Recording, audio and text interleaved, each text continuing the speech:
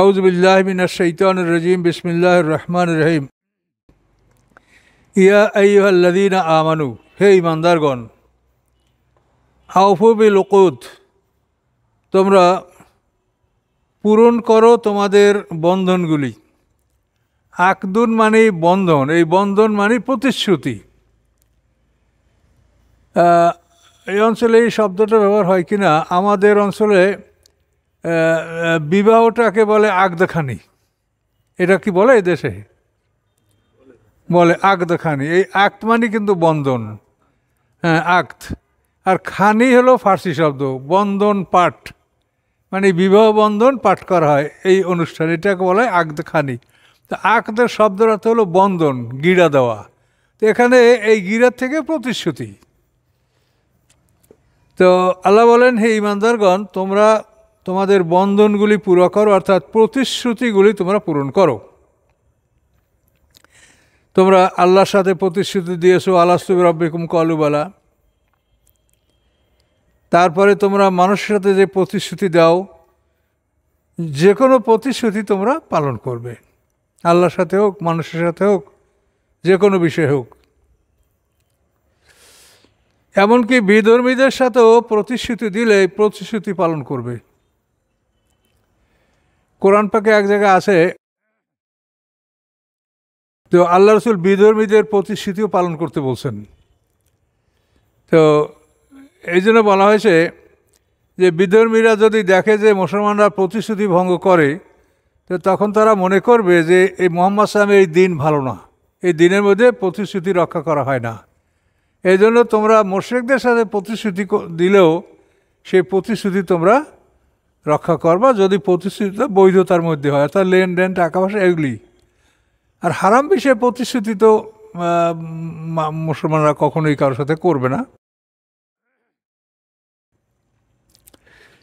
উহিল্লাত লাকুম বাহিমাতুল আনাম, বৈধ করা হয়েছে তোমাদের জন্য বাহিমাতুল আনাম, গৃহ চতুষ্পদ পশু সম্পদ। আনাম মানে হলো গবাদি পশু, আর বাহিমা শব্দের অর্থ, এখানে চতুষ্পদ লেখছে, কিন্তু বাহিমা শব্দের অর্থ হলো যার কথা বোঝা যায় না, যার ভাষা বোঝা যায় না, তাকে বলা হয় বহমুন। তো এই বাহিবাহী পশুদের কথা তো বোঝা যায় না, তো এই জন্য বাহিমাতুল আনাম, গবাদি পশু যাদের কথা বোঝা যায় না। তো এই গবাদি পশু তোমাদের জন্য বৈধ করা হয়েছে।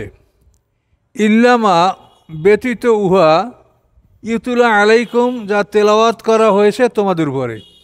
কি তেলাওয়াত করা হয়েছে? ওই হুরের মতো, আর মাইতাদামো লামাল খিনজির মহিল্লা গাইরিল্লাবি, এগুলা।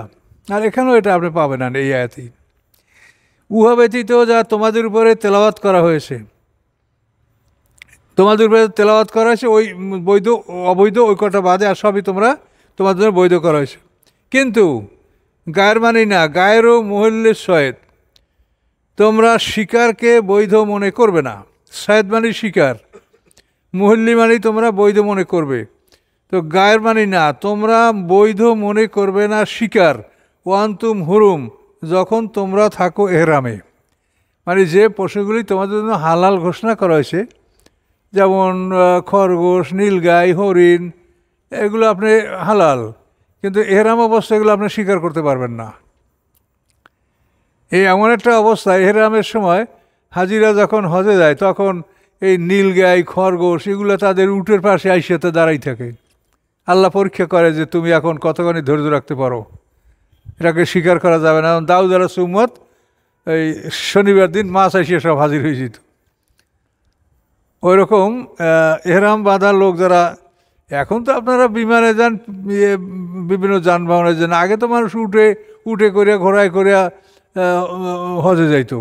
তো এই সময় যে তারা মরুপ্রান্তরগুলি পার হইতো, এই মরুপ্রান্তর পার হওয়ার সময় অনেক সময় এই সমস্ত পশু, খরগোশ, নীলগাই, হরিণ, এ ধরনের পশু, তারপর পাখিগুলো এসে হাতের কাছে বসতো। এর আমার সময় পাখিও শিকার করা যাবে না, শুধু পানির মাছ শিকার করা যাবে এরাম অবস্থায়ও।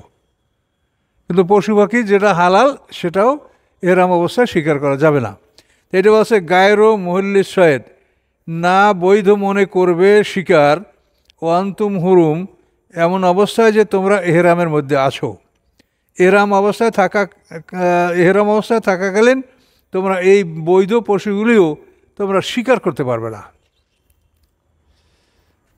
তারপর যদি কোনো অন্য মানুষ, গৃহস্থ মানুষ বা হজ করছে না, সে শিকার করছে, আপনাকে দাওয়াত করে খাওয়ায়, তা আপনি খাইতে পারবেন, কিন্তু আপনি শিকার করতে পারবেন না।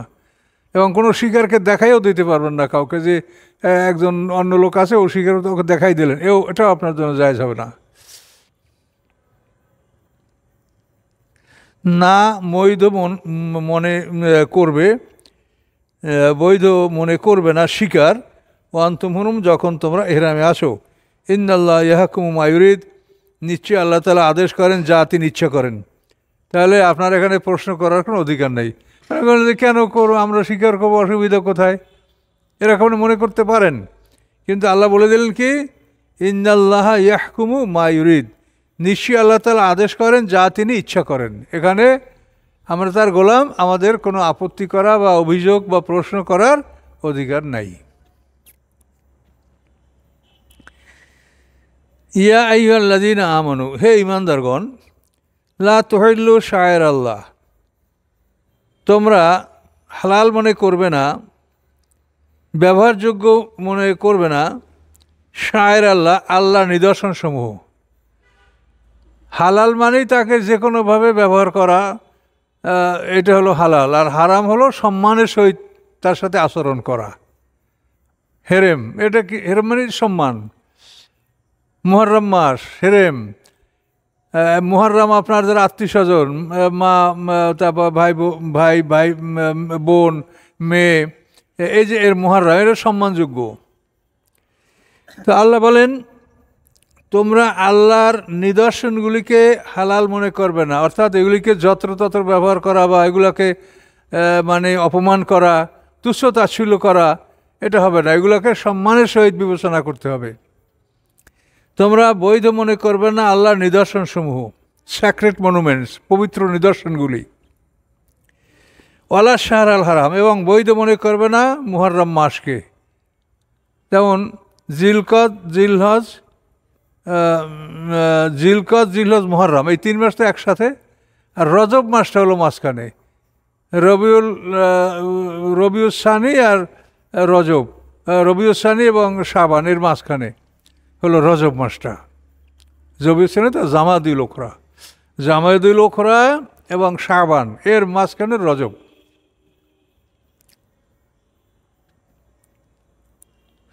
মুহররম, সফর, রবিউল আউয়াল, রবিউল সানি, জামাদুল উলা, জামাদুল ওখরা, এরপর এই রজব 7ম মাস, এরপর শাবান, রমজান, শাওয়াল, জিলকদ, জিলহজ, এই 12 মাস। এর মধ্যে রজব মাসটা মাঝখানে ফেলানো হয়েছে, এটা উমরা করার জন্য। আর এই 3 মাস একসাথে রাখা হয়েছে হজের জন্য। এখন আপনারা জিলকদ মাসে এহরাম বানবেন, জিলহজ মাসে হজ করবেন, আর মুহররম মাসে বাড়ি ফিরবেন, এই 3 মাস হজের জন্য। এগুলো মুহররম। আল্লাহ আকাশ পৃথিবী যেদিন সৃষ্টি করেছেন সেদিন থেকে 12 মাস নির্ধারণ করেছেন, এবং এই 4 মাসকে মুহররম আল্লাহ ঘোষণা করেছেন। আল্লাহ বলছেন, এই আল্লাহর সম্মানিত বস্তুগুলি, স্যাক্রেড মনুমেন্টগুলি, পবিত্র বস্তুগুলি, এগুলিকে তোমরা হালাল মনে করবে না। মানে এগুলোকে যত্রতত্র ব্যবহার করা বা তুচ্ছ তাচ্ছিল্য করা বা যেন তেনভাবে তাদের সাথে আচরণ করা, এটা করবে না। সম্মানসূচকভাবে এদের সাথে আচরণ করবে। ওলাল হাদিয়া, এবং বৈধ মনে করবে না ওই হাদিয়া। হাদিয়া মানে কোরবানির পশু। তো কোরবানির পশু হাদিয়া বলতে বড়গুলিকে বোঝায়, যেমন উট, গরু, এই ধরনের, এগুলো হাদি। হরিণ দ্বারা কিন্তু কোরবানি হয় না।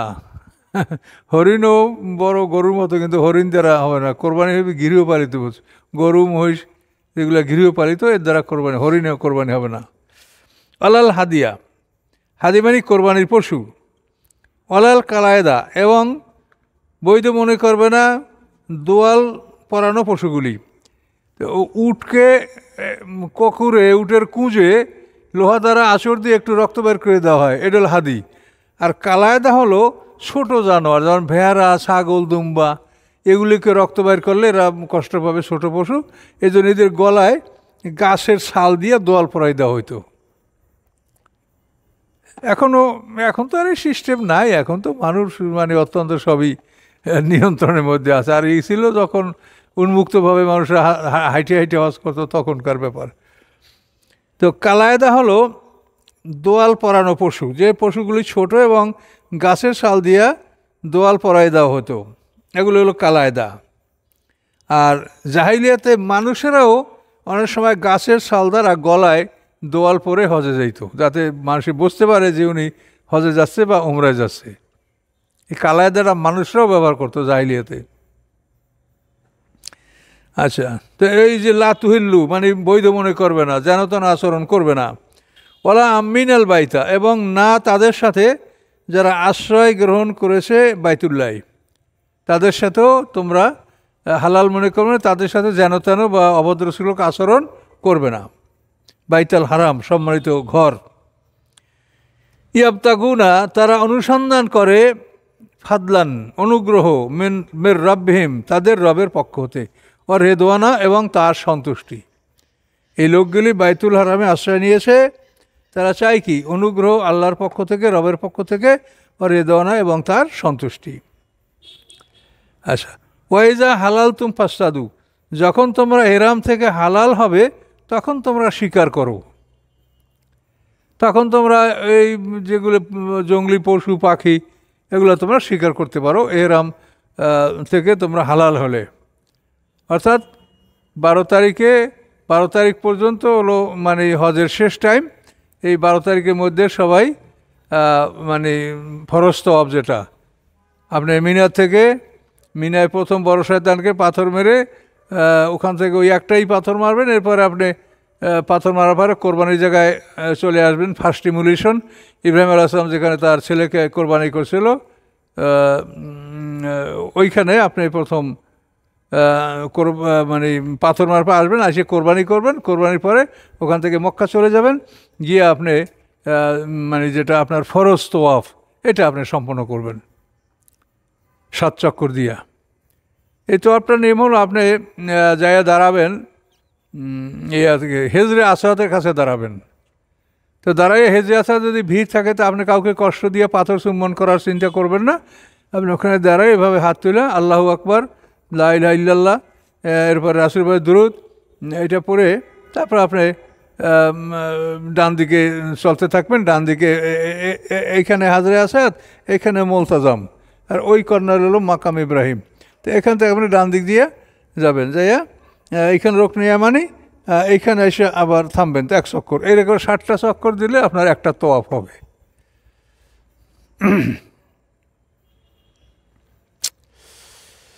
তো আল্লাহ বলেন, যখন এহরাম তোমাদের শেষ হবে ফাস্তাদু, তখন তোমরা এখানে কি করো? তোমরা শিকার করো।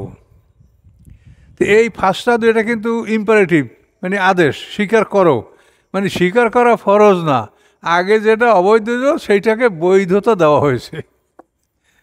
যেমন ফায়জা কুদিয়াতে সালাতু ফান্তাসিরু ফিলাত, নামাজ শেষ হলে তোমরা জমিনে ছড়িয়ে পড়ো।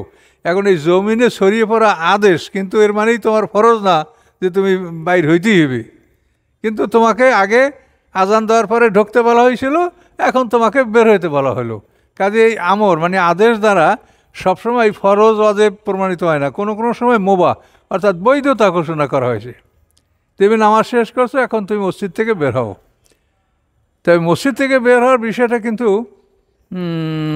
জরুরি কম না। তার কারণ নামাজের পরে যদি মসজিদ থেকে আপনার বের না হন, তাহলে আপনার কাজকর্ম, ব্যবসা বাণিজ্য এগুলি সব বন্ধ হবে, এবং এগুলি যদি বিধর্মীদের হাতে চলে যায় তো মুসলমানরা একটা ফকির জাতিতে পরিণত হবে। কাজে এই জন্য কখনোই যেন মুসলমানরা অর্থনৈতিক দিক দিয়ে অন্য জাতির থেকে পিছিয়ে না থাকে, এই জন্য এগুলো বুঝে শুনে কাজ করতে হবে।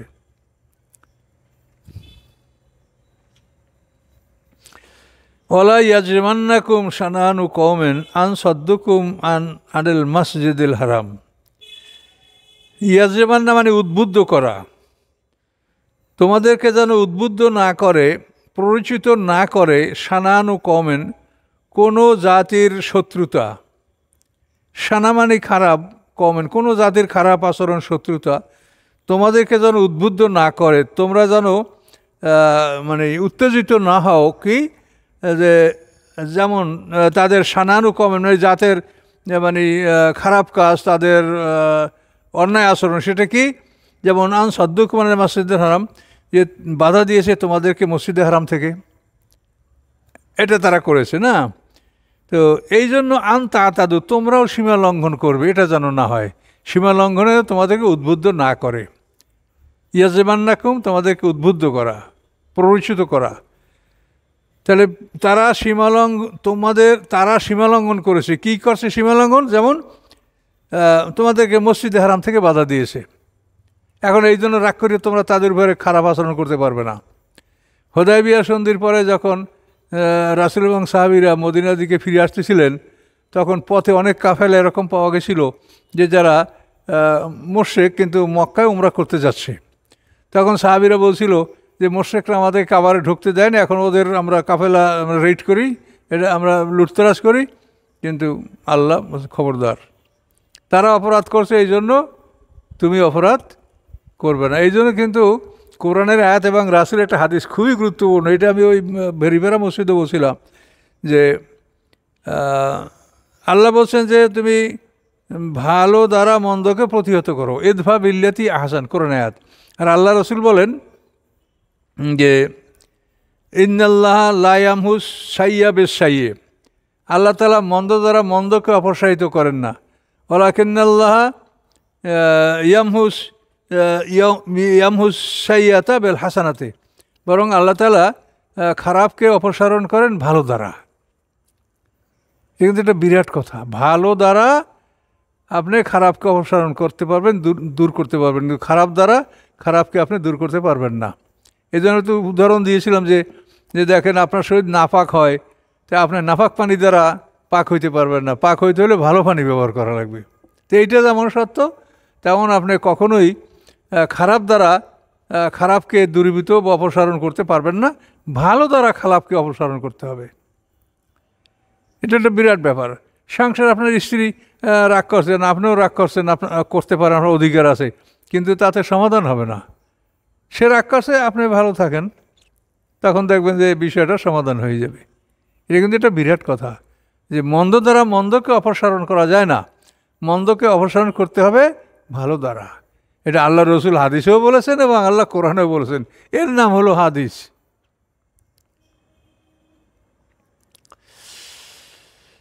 তো এই জন্য এখানেও বলা হচ্ছে যে তারা তোমাদের উপরে জুলুম করছে, কি মসজিদে হারাম থেকে বাধা দিয়েছে। এখন এই জন্য তোমাদেরকে যেন এই কাজগুলি উদ্বুদ্ধ না করে যে তোমরা তাদের উপরে জুলুম করবে, সীমা লঙ্ঘন করবে, তা করতে পারবে না। তাআবানু আলাল বিররি ওয়াত তাকওয়া, এবং তারা তাআবানু মানে তোমরা একে অপরকে সহযোগিতা করো, আউনুন মানে সাহায্য সহযোগিতা করা, তাআবানু তোমরা একে অপরকে সাহায্য সহযোগিতা করো, আলাল বিররি ভালো কাজের উপরে, ওয়াত তাকওয়া এবং তাকওয়ার উপরে, কার্য সম্পাদনের উপরে। একজনের ভালো কাজ সম্পাদন করতে চাইলে তুমি তাকে সাহায্য করো। তো বেররে মানেই সৎকর্ম এবং তাকওয়া মানে পরহেজগারি, ভালো কাজ। ওয়ালা তাআবানু আলাল ইসমি ওয়াল উদওয়ান, এবং তোমরা কখনোই সহযোগিতা করবে না পাপ এবং সীমা লঙ্ঘনের কাজে। ইসম মানে পাপ, আর উদওয়ান মানে সীমা লঙ্ঘন। পাপ এবং সীমা লঙ্ঘনের ব্যাপারে তোমরা কখনোই একে অপরকে সহযোগিতা করবে না। আত্তাকুল্লাহ, আল্লাহকে ভয় করো, ইন্নাল্লাহ শাদীদুল ইকাব, নিশ্চয়ই আল্লাহ তাআলা কঠিন শাস্তিদাতা। হুররিমাত আলাইকুমুল মাইতাতু, দেখেন সবই আহকাম মানে মাদানী সূরা, তো আহকাম আদেশ। হারাম করা হয়েছে তোমাদের বিরুদ্ধে মৃত জন্তু, মাইতাতু মৃত জন্তু, যে সমস্ত প্রাণীর মধ্যে প্রবাহমান রক্ত আছে, সেই সমস্ত প্রাণী মরে গেলে খাওয়া যাবে না। মাছ খাওয়া যাচ্ছে এই জন্য যে মাছের মধ্যে ওইরকম প্রবাহিত রক্ত নাই। এবং কোরআন আয়াতে বলা আছে উহিল্লা লাকুম সয়দুল বাহারে ওয়া তাআমুহু, বৈধ করা হয়েছে তোমাদের জন্য সৈয়দ মানে শিকার করা। সৈয়দ এই যে এখানে শিকার করা, এই যে আছে না কোরআনে ফাসতাদু, এই সৈয়দ শিকার করা। তো কোরআন পাক আল্লাহ বলেন উহিল্লা লাকুম সয়দুল বাহারে ওয়া তাআমুহু, বৈধ করা হয়েছে তোমাদের জন্য সমুদ্রের শিকার, তোয়ামহু এবং তার খাবার। তো শিকার এবং খাবার এই দুইটা কি? শিকার হলো তুমি জ্যান্ত মাছ মাইরে খাও, আর খাবার হলো মরা যদি পাও তাও খাও। ওই আয়াতের ব্যাখ্যায় কথা বলা হয় কোরআনে। সাইদুল বাহারে তোয়ামহু, সমুদ্রের শিকার এবং তার খাবার। খাবার হলো মরাটা, আর শিকার হলো তুমি জ্যান্তটা শিকার করে খাও। তাওয়ানুল ইসমি আল উদওয়ান ওয়ালা আত্তাকুল্লাহ ইন্নাল্লাহ শাদীদুল ইকাব। হুররিমাত আলাইকুম মাইতাতু, মৃত জন্তু, দামু, প্রবাহিত রক্ত, লাহমুল খিনজির, শূকরের মাংস, আমা উহিল্লা গায়রিল্লাহি বিহি, এবং যার উপরে উচ্চারণ করা হয়েছে। উহিল্লা মানে জোরে আওয়াজ দিয়ে বলা, আমরা আল্লাহু আকবার বলি এরকম। উহিল্লা মানে এরকম জোরে আওয়াজ করে বলা, যা উৎসর্গ করা হয়েছে গায়রিল্লাহ, আল্লাহ ছাড়া অন্য নামে। অল মনে খানাকাত, এবং যে পশুকে গলায় ফাঁস দিয়ে মারা হয়েছে, শ্বাসরুদ্ধ করে গলায় ফাঁস দিয়ে যদি কোনো পশু মারা হয়, এটা হলো মন খানেকাত। মাউকুজাত, এবং যে পশুকে পিটিয়ে হত্যা করা হয়। মোতারাদ্দিয়াত, যে উপর থেকে পড়ে অথবা কোনো গাড়ির বাম্পারে আঘাত লেগে যেটা মারা যায়। আর নাতিহাত, এবং যেটা গরুর বা কোনো পশুর শিঙের আঘাতে মারা যায়। গোরিং অফ এ কাউ, নতিহা। অমা আকালাস সাবো, এবং যেগুলিকে খেয়েছে, সাবো মানে হিংস্র প্রাণী, বাঘ ভাল্লুক সীতা এরা খেয়েছে যে প্রাণীকে, যে জন্তুটাকে। এই সব কয়টার ক্ষেত্রেই ইল্লামা জাক্কাইতুম, এই প্রত্যেকটি ক্ষেত্রেই ইল্লামা জাক্কাইতুম, যদি তোমরা ব্যতীত উহা যে তোমরা জবে করতে সক্ষম হয়েছ। গলায় ফাঁস দিয়া পশুটা মরছে, আপনি যদি জবা করতে পারেন মরার আগে, তা খাইতে পারবেন। তারপরে মাউকুজ, পিঠে আদা মরা করা হয়েছে, এখন যদি জবা করতে পারেন, রক্ত বাইর হয়ে যায়, খেতে পারবেন। মোতারাত দিয়ে উপর থেকে পড়ছে বা গাড়ির বাম্পারে আঘাত লাগছে, জবে করতে দিতে পারেন জীবিত থাকতে। নতিয়া তো শিঙের গুতায় জখম হয়েছে, কিন্তু জ্যান্ততায় জবা করতে পারেন। এই প্রতিটি ক্ষেত্রে। আমা আকালা সাও, শিয়ালে খেয়েছে, শিয়ালে হাঁস মুরগি ছাগল কামড়াইছে, কিন্তু মরার আগে যদি জবা করতে পারেন। এই সব কটা ক্ষেত্রেই ইল্লামা জাক্কাইতুম, যদি তোমরা জবে করতে পারো মরে যাওয়ার আগে, তাহলে খাওয়া যাবে। জবে করতে না পারলে হবে না। অমা জবে আলার নুসুব, এবং যা জবে করা হয়েছে স্থাপিত পাথরের উপরে। নুসুব মানে মূর্তিও লাগবে কোনো তাফসির, কিন্তু নুসুব শব্দের প্রকৃত অর্থ স্থাপিত পাথর। ওরা কাবাগারের আশপাশে পাথর স্থাপন করে রাখতো, এবং সেই পাথরের উপরে ওরা জবে করতো পশু। এটাকে নুসুব বলে, স্থাপিত পাথর। অমা জুবে আলার নুসুবে, এবং যে প্রাণী জবে করা হয় স্থাপিত পাথরের উপরে। ওয়ান তাস্তাকসিমুবিল আজলাম, এবং তোমরা বন্টন করবে তীরের সাহায্যে। এইখানে একটা ব্যাপার আছে, তাস্তাকসিমু সবাই লেখছে বন্টনের কথা, একটা লোকে বলছে কসমের কথা। এই মারমাডুক পিকথাল উনি বলছে যে না, ওনার তর্জমায় উনি বলছে তাস্তাকসিমু, যে তোমরা শপথ করবে তীরের শপথ। মুশরিক তো বিভিন্ন দিন শপথ করে, তো এটা তীরের শপথ। কসম, এই কসমের যে মূল ধাতু আর এই বন্টন করা তাকসিম, সেটার মূল ধাতু একই, কাপসিন মিম। তাহলে তাস্তাকসিম মানে তোমরা শপথ করো বেল আজলামে, তীরের, অথবা বন্টন করো তোমরা ভাগ্যের তীর দ্বারা। এই দুটোই অর্থ হতে পারে। কিন্তু এই পিকথাল বলছে এইটা কসম, যে তোমরা ভাগ্যের তীরের উপরে তোমরা কসম করো, এটা তোমরা করবে না। এবং এই তর্জমাটা আমি অবশ্য তাফসিরে এটা লিখি নেই, কিন্তু এই তর্জমাটা আমার কাছে ভালো লাগে। ভালো লাগার কারণটা আমি আপনাকে দেখাবো অনেক পরে, আমরা সামনে আগাই। তো তাস্তাকসিমুবিল আজলাম, যে তোমরা ভাগ্যের তীরের সাহায্যে বন্টন করবে, এটা হারাম, এটা তোমরা করবে না। তাহলে এখন দেখেন সবগুলোই কিন্তু আদেশ। এখানে 18টা আদেশ আছে, আপনার গুনলে পাবেন 18টা এই প্রথম পৃষ্ঠার মধ্যেই। আজলাম হলো তীর। এই তীরগুলো কীরকম তীর? যে হবল দেবতা হলো সবচাইতে বড়, এ কাবাগরে ছিল হবল দেবতা। এই হবল দেবতার বগলে একটা ঠোঙা, একটা তুনে অনেকগুলি তীর থাকতো, 60টা বা তার চাইতেও কিছু বেশি। তো এই তীরগুলি ওখানে রাখা হতো। তো এই তীরগুলিতে কি কি লেখা ছিল? একটায় হা, আর একটায় না, আর একটায় মেনকুম, আর একটা মেন গাইরিকুম, আর একটায় মোলসেক, আর একটা হলো আকাল, আর একটা হলো গেফার। এই 60টা লেখা, এরপরে শূন্য ছিল, যে কিছু লেখা নাই। এবং এই তীরগুলোয় পালক ছিল না এবং ফলাও ছিল না। পালক হলো যে পিছনে থাকে, আর ফলা হলো যেটা ধারালো অংশ। তো এই তীরগুলি হুবল দেবতা এর বগলে এগুলি থাকতো।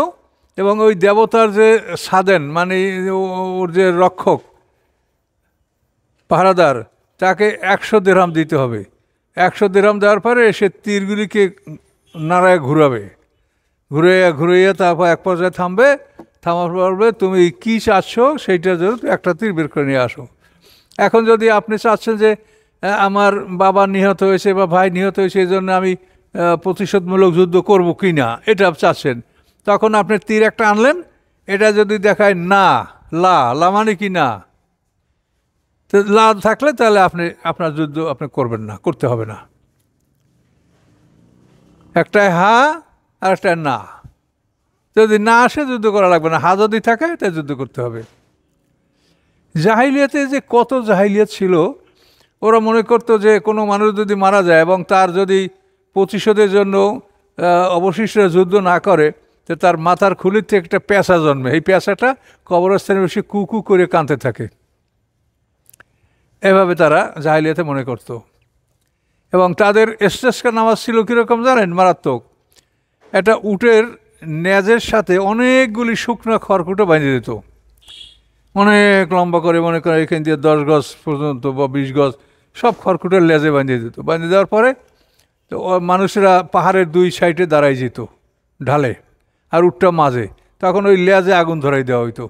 তো আগুন ধরাই দিলে ওই যে আগুনের ভয়তে উটটা খুব জোরের সামনে অগ্রসর হইতো, পিছন থেকে আগুন জ্বলছে। তো আগুনটা মানে উটটা যথা চেষ্টা করিয়া পাহাড়ের উপর উঠতো, যতদূর সম্ভব উঠতো, উঠে পড়তো পুড়িয়ে মরিয়ে দিত। তো এইটা ছিল তাদের ইস্তেসকা, যে এই উটটা এভাবে পাহাড়ে মারা গেলে এই আগুনের ফলে এখান থেকে আল্লাহ আমাদেরকে বৃষ্টি দিবে। এই ছিল জাহিলিয়াতের ইস্তেসকা। কাজে এই জাহিলিয়াতের বহু কাণ্ড কারবার ছিল। তো আমরা মোটামুটি কোরআনে যেগুলো আছে স্বাভাবিকভাবে সেগুলো আমরা আলোচনা করছি। তো এখানে বলা হলো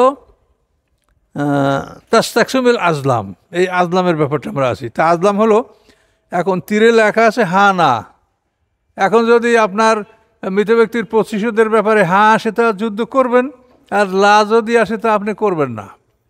তো আরবের বিখ্যাত কবি ইমরাউল কয়েস, তার জাতীয় কবি, তার বাবা যখন নিহত হলো তখন সে আসলো যে আমি এটা দেখব তীর দ্বারা, যে তীরের মাধ্যমে আমি পরীক্ষা করব যে এটা আমাকে প্রতিশোধমূলক যুদ্ধ করতে হবে কি না। তো উনি একটা তীর নিয়ে আসেন ওই নিয়মে, তা দেখা যায় না। তখন সবাই চিন্তা করলো যে উনি আমাদের জাতীয় কবি, ওনার বাবা নিহত হয়েছে, কাজে এই যুদ্ধটা হবে না, এটা তো ভালো কথা না, এটা হওয়া দরকার। কাজে আপনি আর একবার করেন লটারি, আর একবার তীর টানেন। তো দ্বিতীয়বার তাকে সুযোগ দেওয়া হলো। তো দ্বিতীয়বার তীর বাইর করলো, তাতেও আসলার না। এই না আসার পর ওই তীর দ্বারা ওই হবল দেবতার কপালের উপর উনি পিটাইতে শুরু করলেন, যে আমার বাবা মারা গেছে, তাতে তুই 2বারই না বললি, তোর বাবা মারা গেলে তো কি করতি? কথা বলতে পারছেন? এগুলি ধর্ম ছিল সেই সময় হবল দেবতার। তো আন্তাস্তাকসুমুল আজলাম, এখানে এই যে কাণ্ডগুলি, এতে কিন্তু ওই যে পিকথালদের তর্জমাটা করছে যে তোমরা তীরের কসম করো, এটি কসম কথাটাই কিন্তু এসে মেলে ভালো। আর বন্টনের বিষয়টা সেটা হয়তো অন্য দেবতার সাথেও থাকতে পারতো, যে 10 জনে একটা উট, 10 জনে মিলে একটা উট জবে করিয়া, তা ওইগুলোর মধ্যে নাম্বার থাকতো 1 2 3 4, আবার কোনোটা শূন্য থাকতো। এই তীরগুলো নাড়াই নাড়াই বাই করতো, যদি কারো ভাগে শূন্য তীর উঠতো তো সে কিছু পাবে না, আর যার ভাগে যে নাম্বার উঠতো সে সেইভাবে গোষ্ঠীগুলো বন্টন করে নিত। এরকম বিবরণও আছে। তো এখানে যেটা তাফসিরে আছে সেটা আমি বলছি, হা না, এল দুইটা আপনি পাইলেন, তাই না? তারপর মেনকুম অমেন গায়রিকুম। মেনকুম হলো একটা মানুষের বংশ পরিচয় সম্বন্ধে সন্দেহ সৃষ্টি হয়েছে, এখন সেইটা আপনি ওই হবল দেবতার তীরের মাধ্যমে আপনি এটা খোঁজ করবেন। তারপর যদি আসে মেনকুম, তাহলে বুঝবেন যে এটা তোমাদের লোক, তোমাদের গোত্রের লোক, কোনো সমস্যা নেই। আর যদি আসে মেন গায়রিকুম, তাহলে তোমাদের অন্য গোত্রের লোক, কিন্তু তোমাদের বন্ধু সম্প্রদায়, সেই সম্প্রদায়ের লোক। মেনকুম মেন গায়রিকুম। আচ্ছা, আর যদি মোলসেক, তাহলে তার কোনো বংশ পরিচয় নাই। মোলসেক যদি আসে, মোলসেক লেখা তীর যদি বের হয়ে আসে, তাহলে তার কোনো বংশ পরিচয় নাই। এরপরে আকল আর গেফার। আকল হলো যে মানুষ খুন হয়ে গেছে, এখন খুনের যে ব্লাড মানে রক্তের মূল্য, এটা আরবিতে আকল বলে, আকল। তো এখন যদি আকল আর গেফার, যদি আকল আসে তা আপনি মুক্তিপণ আদায় করবেন, আর যদি গেফার আসে তা করবেন না।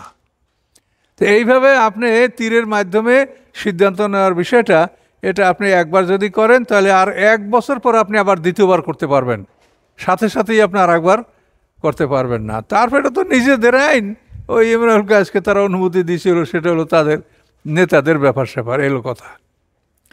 তো এগুলি জাহিলিয়াতের অবস্থা, এগুলি সম্পর্কে আল্লাহ বলছেন যে এই তীর দ্বারা তোমরা এধারে তোমাদের কর্মপন্থা নির্ণয় করা, এটা তোমরা করবে না, মানা করে দিন আল্লাহ।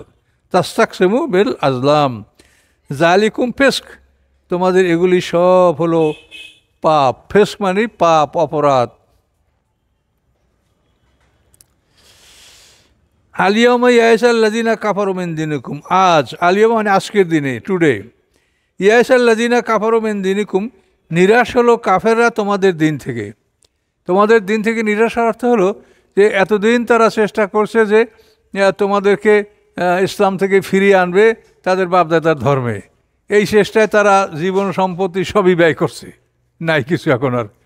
এখন আজকে আল্লাহ এই বিদায় হজের দিন এটা বলে দিলেন যে আজকের দিনে কাফেররা নিরাশ হয়ে গেল যে তোমাদেরকে আর তাদের ধর্মে ফিরিয়ে নেবে, এই আশাটা তাদের আজকে সমাপ্ত হলো। এই আশা আর তারা করতে পারে না। আল্লাহ দিনে কাফেররা মিন দিনকুম, তোমাদের দিন হতে। ফালা তাকশাহুম, অতএব তোমরা তাদেরকে ভয় করবে না। অকশাহনি, বরং আল্লাহ বলেন আমাকে ভয় করবে। আলিয়ম আকমালতু লাকুম দীনাকুম, আজকে, আলিয়ম মানে আজ, আকমালতু লাকুম পরিপূর্ণ করে দিলাম আমি তোমাদের উদ্দেশ্যে, দীনাকুম তোমাদের দিন, জীবন বিধান। অতমামতু এবং সমাপ্তি করে দিলাম আলাইকুম তোমাদের উপর নেয়ামাতি, আমার নেয়ামত, অর্থাৎ রেসালাত এবং আসমানি কিতাব, এটা হলো নেয়ামত। ও রাদিতু লাকুমুল ইসলাম দীনা, এবং আমি পছন্দ করলাম, বাছাই করলাম তোমাদের জন্য ইসলামকে তোমাদের জীবন বিধান হিসাবে। ইসলাম তোমাদের জীবন বিধান। ফামানের তোররা, অতবার যে অস্থির হয় ক্ষুধায়, ফি মাখমাসাতেন, মাখমাসা মানে পেটের জ্বালা, যে অস্থির হয় পেটের জ্বালায়, গায়েরও মোতাজানেফেন লেসমেন, সে না মোতাজানেফেন, যে সে ঝোঁকে না, মানে পক্ষ অবলম্বন করে না পাপের, সে পাপের পক্ষ অবলম্বনকারী না, ক্ষুধার তাড়নায় সে অস্থির। মোতাজানেফ মানে পক্ষ অবলম্বনকারী, এসমেন পাপ। ফাইন আল্লাহ, নিশ্চয়ই আল্লাহ তাআলা গাফুর রহিম, তাকে ক্ষমাশীল, তাকে আল্লাহ তাআলা দয়া করবেন। এ পন্থ থাক, এগুলো খুব কঠিন। তো এখন এই অ্যাট্রিবিউট দেখেন, এখানে এই আয়াতটা নাযিল হয়েছে জিলহজ মাসের 9 তারিখ আরাফাত ময়দানে শুক্রবার দিন আসরের পর। জিলহজ মাসের 9 তারিখ শুক্রবার দিন আসরের পরে আরাফাত ময়দানে এই আয়াতটা নাযিল হয়েছে। এর আগে আল্লাহ রসুল জহুর আসর নামাজ পড়ছেন, ভাষণ দিয়েছেন, এই সব কিছু। তো আল্লাহ বলেন আজকে আমি তোমাদের দিনকে পূর্ণতা দান করলাম এবং আমার নেয়ামতের সমাপ্তি, অর্থাৎ নেয়ামত কোরআন এবং রাসূল, এই দুটা জিনিস আর পৃথিবীতে আসবে না, এটা নেয়ামতের সমাপ্তি। এবং আমি ইসলামকে তোমাদের জীবন বিধান হিসেবে আমি মনোনীত করলাম। কাজেই ইসলামের মধ্যে তোমাদের সব কিছু আছে এবং আল্লাহ রসুল সাহাবাদেরকে নিয়ে ইসলামের সমস্ত বিষয়গুলি প্রতিষ্ঠা করছেন। সিরাতাল মুস্তাকিম, রাস্তাটা একেবারে দুনিয়া থেকে জান্নাত পর্যন্ত রাস্তাটা সম্পূর্ণ ক্লিয়ার করা হয়ে গেছে। কাজে আল্লাহ ঘোষণা দিলেন যে দিন পূর্ণতা লাভ করছে। এইখানে দেখেন আতমাম শব্দের অর্থ হলো ইসমে তাবজিল, কিন্তু ইসমে তাবজিল হলো মানে সুপারলেটিভ ডিগ্রি। তামাম মানে তামাম তো বাংলায় ব্যবহার করা হয়, কেসা তামাম। আতমাম হলো মানে সুপারলেটিভ ডিগ্রি। তাহলে আল্লাহ বলেন আমি আজকে দিনকে মানে একটা সম্পূর্ণরূপে পূর্ণতা দান করলাম। ফরজ, ওয়াজিব, সুন্নাত, মুস্তাহাব কোনো কিছু বাকি নাই। এখন আপনারা বলবেন যে হাদিস না হলে 2 রাকাত নামাজ পড়া যায় না, তা আপনারা নফল নামাজ সুন্নাত কোথায় পাইবেন? এই সমস্ত কথা তো বানানো কথা, এটা তো কোনো দলিলের কথা না। আল্লাহ কোরআন বলছে যে আত্মামতু, আমি সম্পূর্ণ পরিপূর্ণ করে দিলাম। তাহলে সুপারলেটিভ তাহলে ফরজ, ওয়াজিব, সুন্নাত, মুস্তাহাব কোনোটাই বাকি থাকে নাই। এখন যদি বলেন যে হাদিস না হলে আপনি 2 রাকাত নামাজ পড়বেন কোথা থেকে, তাহলে বুখারী শরীফ লেখা হলো 233 হিজরিতে, তো এখন 223 বছর, মানে 10ম হিজরিতে রাসূলের ইন্তেকাল। তাহলে এখন এই 223 বছর কি মানুষ সুন্নাত নফল পড়ে নাই, না আপনারা পড়তেছেন এগুলা? তাহলে এই যে মানে ভুল কথাগুলি সমাজে বলছে, আর এগুলো বলতে বলতে শুনতে শুনতে মানুষ মনে করে যে এগুলো ঠিক, হাদিস না হইলে আমরা কিছু করতে পারি না। একটা কিছু হইলে এটা কোন হাদিসে আছে, কোরআনে কি আছে না সেটা কেউ বলে না, কোন হাদিসে আছে। কাজে এই বিভ্রান্তির বিরুদ্ধে আমি কথা বলে যাচ্ছি ধীরে ধীরে, কিন্তু আমার মানে মানে মানসিকভাবে আমি দুর্বল হয়ে যাচ্ছি যে আমার এই কথায় আলেমদের আমি সমর্থন পাচ্ছি না। এমনি জেনারেল লোকরা সমর্থন করছে, কিন্তু এজন্য আমার কিছু করার নেই, আমি আল্লাহর কাছে তৌফিক চাচ্ছি। আর আমি আশা করছি যে আমি যতগুলো আমার বুঝে আসে আমি সেগুলি ক্লিয়ার করে বলে যাওয়ার চেষ্টা করব। যেমন এই ভেরিপাড়ায় কালকে একটা হাদিস, লাউলা কালামা কালাকুল আফলাক, কি আশ্চর্য ব্যাপার, সম্পূর্ণ কোরআনের একেবারে খেলাফ। আকাশ পৃথিবী সৃষ্টি করছেন আল্লাহ তাআলা তার নিজের পরিচয়ের জন্য। এটা বারবার আল্লাহ বলছেন যে আমি আকাশ পৃথিবী সৃষ্টি করছি সত্যকে প্রতিষ্ঠা করার জন্য। সত্য হচ্ছেন আল্লাহ, আর সেইখানে যদি করেন মুহাম্মদ সাল্লাল্লাহু আলাইহি ওয়াসাল্লাম, তাহলে কী হলো? কত বড় অপরাধটা হলো তাহলে দেখেন। কাজে এই জন্য এই বিষয়গুলি আমি অন্যান্য কেতাবও ঘেটে দেখেছি যে এই হাদিস দুটা যে জাল, এটা ইমাম জাহাবি, এই যে গুনায় কবিরার কেতাব লেখছেন ইমাম জাহাবি, দেখছেন কোন সুন্দর কেতাব, এই ইমাম জাহাবি উনি বলছেন যে এই হাদিস দুটা জাল। এরপরে মাওজুআতুল কাবির, খুব বড় গ্রন্থ আছে যেখানে সব মৌজু হাদিসগুলো লেখা আছে। এই মাওজুআতুল কাবিরের 59 পৃষ্ঠায় বলা আছে যে এই হাদিস দুইটা জাল। কাজে এই সমস্ত হাদিস দিয়ে উলামায়ে কেরাম ওয়াজ নসিহত করেন, এগুলিতে মানে এমন কোরআনের সাংঘর্ষিক যেটা মারাত্মক, যেখানে আল্লাহ তাআলা তার নিজের অস্তিত্বকে প্রমাণ করার জন্য মহাবিশ্ব সৃষ্টি করেছেন, সেখানে আপনি বলবেন যে মোহাম্মদ সাল্লাল্লাহু আলাইহি ওয়াসাল্লামের জন্য মহাবিশ্ব সৃষ্টি করা হয়েছে, তিনি না হইলে সৃষ্টি করা হতো না। এটা কীরকম কথা হইল? কাজে এই সমস্ত ব্যাপারে সতর্ক হতে হবে, হাদিস ব্যবহার করার ব্যাপারে সতর্ক হতে হবে। আমরা মানে হাদিস যারা একেবারেই মানে না, আমরা তাদেরও সমর্থন করি না। তার কারণ হাদিসে একেবারে না মানলে আপনি চলতে পারবেন না। যারা হাদিসে একেবারেই মানেন না, আচ্ছা তাদেরকে যদি বলেন যে আপনারা আজান সম্বন্ধে কি বলবেন, আজানের কোনো বিবরণ তো কোরআনে নাই এবং আল্লাহ রসুল বলে নেই। কয়েকজন সাহাবীরা স্বপ্নে দেখছে আজান নিয়ে কি করা হবে, অনেক প্রস্তাব সমর্থন এটা সেটা কি হলো না, সবাই চলে গেল।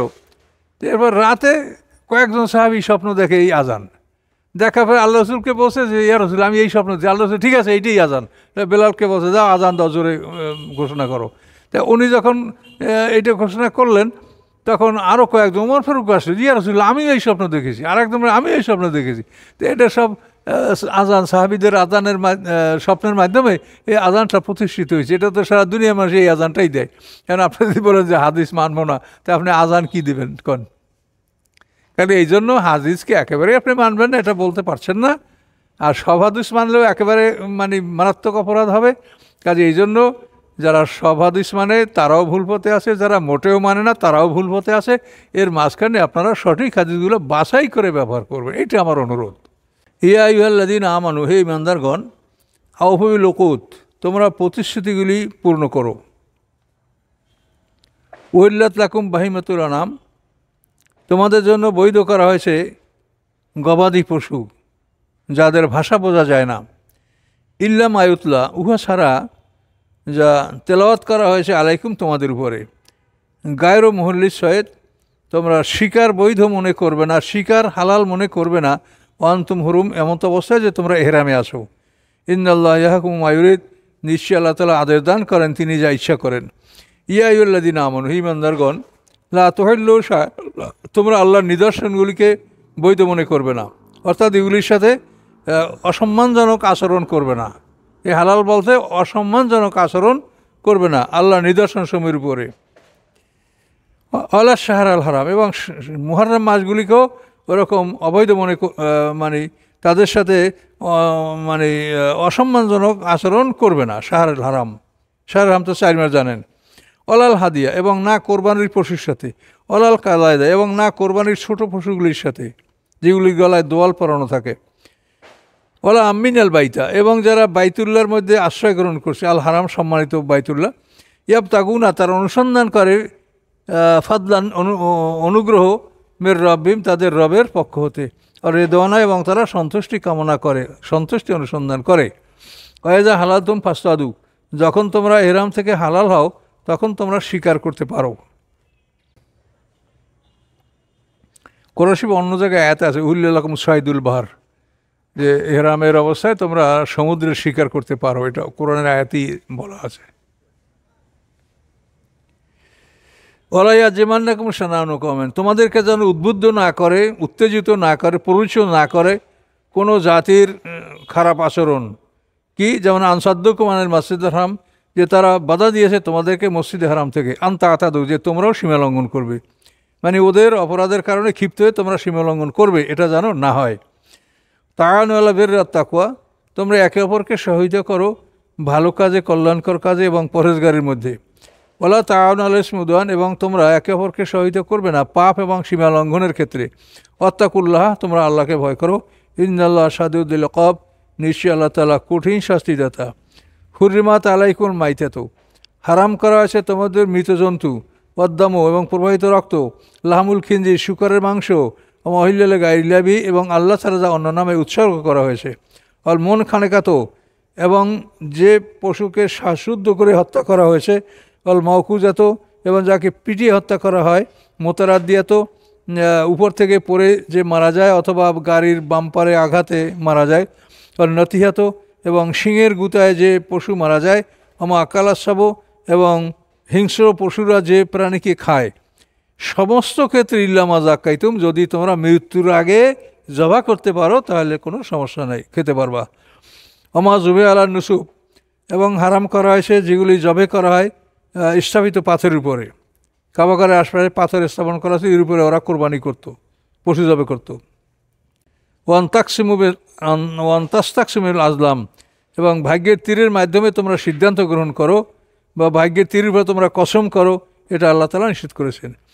এই পশুগুলি ওরা স্থাপিত পাথরের উপরে জবে করে তার রক্তগুলি কাবাগরের দেওয়ালে ছিটেই দিত। তো এই জন্য আল্লাহ বলছেন লা ইয়ানাল আল্লাহ লুহুমুহা ওয়ালা দিমাউহা, যে আল্লাহর কাছে ওর গোশত, রক্ত, এটা আল্লাহর কাছে পৌঁছে না। আল্লাহর কাছে পৌঁছে বরং আল্লাহর কাছে পৌঁছে কি তোমাদের তাকওয়া। ওয়ালাকি ইয়ানালু তাকওয়া মিনকুম।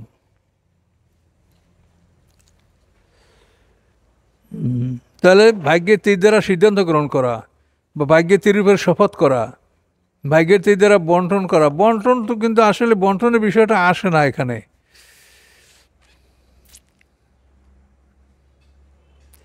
আলিয়ম ইয়াসাল্লাযিনা কাফারু মিন দীনিকুম, আজ নিরাশ হলো কাফেররা তোমাদের দিন থেকে, যে তোমাদেরকে আর তাদের দিনে ফিরিয়ে নিতে পারবে না। ফালা তাখশাহুম, তোমরা তাদেরকে ভয় করবে না। অখশাউনি, তোমরা আমাকে ভয় করবে। আলিয়ম আকমালতু লাকুম দীনাকুম, আজকে আমি পূর্ণতা দান করলাম তোমাদের দিনের, তোমাদের জীবন বিধানের। ওয়াতমামতুম, এবং সমাপ্তি ঘোষণা করলাম তোমাদের উপরে আমার নেয়ামতের, অর্থাৎ কোরআন বা আসমানি কিতাব এবং নবুয়ত আর আসবে না। ও রাদিতু লাকুমুল ইসলামা দীনা, এবং বাছাই করেছি তোমাদের জন্য আমি ইসলামকে দিনা, জীবন বিধান হিসাবে। ফামানেত্তররা, অতবার যে অস্থির হয়, মুখ পশ্চাতের মানে ক্ষুদায়, যে অস্থির হয় ক্ষুদায়, গায়ের মোতাজাফিন রেসমেন, সে সমর্থনকারী নয় পাপের। ফাইনাল্লাহ, নিশ্চয়ই আল্লাহ তাআলা গফুর রহিম, তার জন্য আল্লাহ তাআলা ক্ষমাশীল। অর্থাৎ জীবন রক্ষার জন্য হারাম জিনিস কিছু খেয়ে জীবন রক্ষা করতে হবে। আর যদি একেবারে না খেয়ে মারাই যায় তাহলে সে কিন্তু আল্লাহর কাছে দায়ী হবে, কারণ আল্লাহ তাআলা তাকে অবৈধ জিনিস খেয়ে বাঁচার জন্য আদেশ করছে। এখন যদি আমরা কেন না আমি হারাম খাইয়া বাঁচবো না, মরে যাব, তা আমার গুনাহ হবে, পাপ হবে। যেহেতু আল্লাহ যারা বলছে আপনি সেটাকে ফলো করেন।